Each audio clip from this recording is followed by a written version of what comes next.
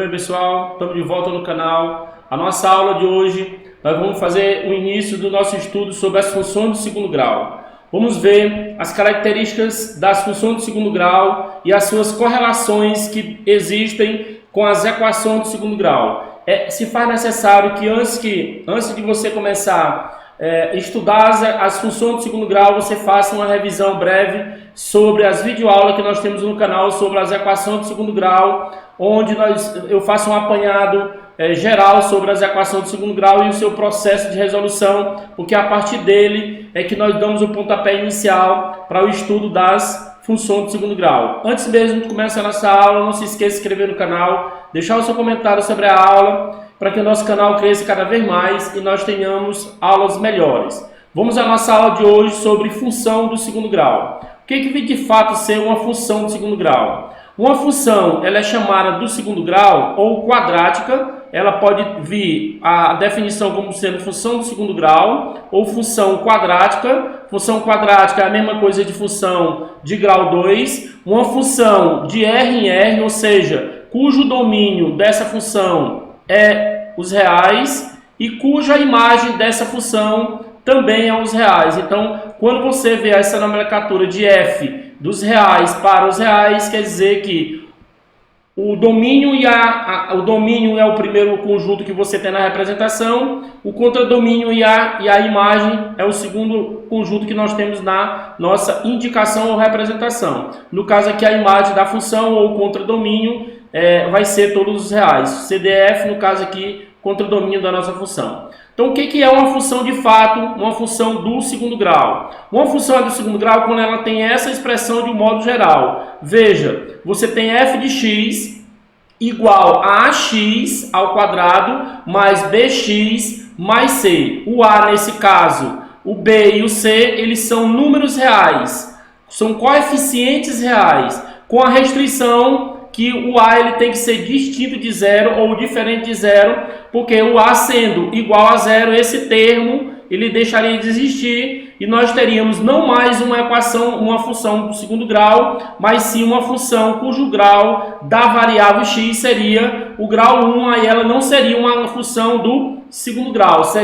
passaria a ser uma função do primeiro grau. Então vamos para frente. Vamos observar nessa aula de hoje que as correlações que existem entre as equações do segundo grau. Veja nessa nossa primeira função, eu tenho f de x igual x ao quadrado menos 3x mais 4. Veja, o coeficiente a, veja que eu tenho a função y igual a x ao quadrado mais quem? Mais o bx mais quem? Mais c. E esta é a indicação, você pode representá-la como sendo f de x ou simplesmente como sendo y. Veja que o a ele sempre vai estar próximo de quem? O a sempre vai estar próximo do x ao quadrado. Nesse caso, o nosso a, nesse exemplo, o a vale 1 positivo. O b ele está sempre próximo ao x elevado ao grau 1. Então, nesse caso aqui, nós temos que o nosso b ele equivale a menos 3. E o c é o que nós chamamos de termo independente de x, que não depende de x. Nesse caso, nós temos o valor do c igual a 4. Então, diante disso,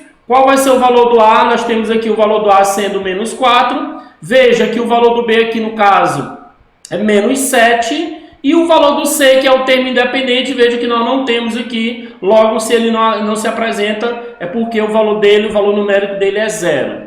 Veja, na função g de x, você tem essa fração com radical como sendo o nosso valor do a que está perto do x ao quadrado. Então, você vai ter raiz quadrada de 3 sobre quanto? Sobre 5. Veja que o b é o termo que tem um x. Nós não temos o termo que tem um x aqui. Então, nesse caso, o nosso b ele é igual a 0. E veja que o termo independente é aquele que não depende do x, que nesse caso é o c, que nesse valor que tem como valor numérico menos 8 sobre quanto? Menos 8 sobre 3. Então veja que a primeira coisa que você tem que aprender a identificar são os coeficientes. A partir daí, identificando corretamente os coeficientes, você tem tudo para encontrar o que nós chamamos de zero ou raiz da função. Esse zero ou raiz da função, no caso aqui, pode ser definido como sendo zero ou raízes da função. Nesse caso, o que vai acontecer para você encontrar as raízes ou zeros da função? Raízes ou zeros da função quadrática são os valores de x, para os quais a função zera, ou seja, são os valores que você vai encontrar para x, que nada mais é do que a solução de uma equação de segundo grau. Por quê? Porque no momento que eu tenho f de x igual a zero e o meu f de x, se você observar a definição de f de x aqui no caso, veja que a definição de f de x é ax ao quadrado mais bx mais c. Então o que vai acontecer aqui? Você substitui aqui no lugar do f de x o valor dele. Então fica ax ao quadrado mais bx mais c igual a zero. E isto aqui nada mais é do que uma equação de segundo grau, onde você tem que aplicar o quê? Você tem que aplicar o delta, que é um discriminante ou um valor numérico que você usa para calcular as raízes, que após você calcular o delta, que depende de quem? Do b ao quadrado, menos 4 vezes a vezes o c, você precisa desse valor do delta para colocar aqui nesse radical, tirar essa raiz, caso ela exista, e calcular, usando a fórmula de Bhaskara, as soluções, que nós chamamos solução número 1 de x', que nada mais é do que o valor positivo dessa expressão, que no caso seria menos b mais raiz quadrada do delta, tudo isso dividido por 2a. E a segunda raiz seria o x2, que seria a negativa daqui no caso, seria quem? Seria menos b menos a raiz do delta, isso dividido por 2a. Nada mais do que uma breve revisão sobre as equações de segundo grau.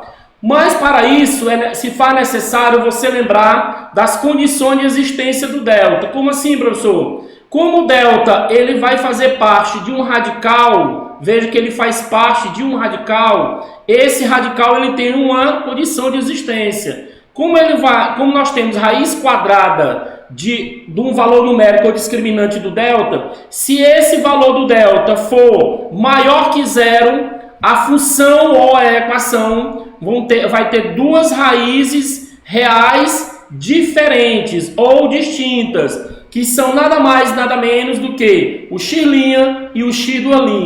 Se o delta for igual a zero, a sua função do segundo grau ou a equação do segundo grau vai ter duas raízes reais, só que elas não são distintas, elas vão ser iguais, ou seja, você vai ter o x' igual ao x'.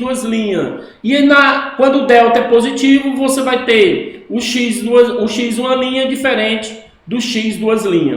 E se o delta for negativo, dentro dos reais nós não temos como calcular raiz de índice par, raiz quadrada, raiz quarta, raiz sexta, desde que o índice desse radical, se esse índice aqui, o n, se ele for um número par, nós não temos como esse valor do delta ele ser um número negativo aqui dentro, porque isso aqui vai inexistir, não existe dentro dos números reais. Logo, nesse caso, o que você vai colocar? Você vai dizer que as raízes x' e x' não existem dentro dos reais. Não existe, aqui é o símbolo de não existe, x' e x' que pertencem ao conjunto dos números reais. Então veja que nós fizemos aqui uma breve introdução, recapitulamos a questão do delta, recapitulamos a questão da condição de existência para o delta, que a gente chama normalmente de discriminante, e vimos que depende do delta as condições de existência dessa raiz